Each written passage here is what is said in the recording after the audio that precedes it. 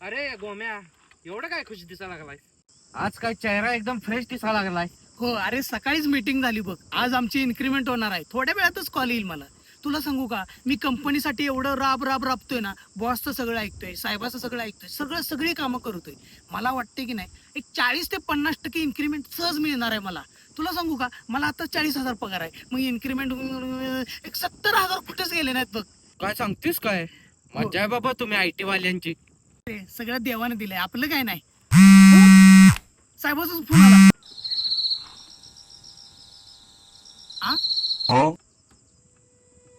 ऐका की sir. Hello, ऐका की सर.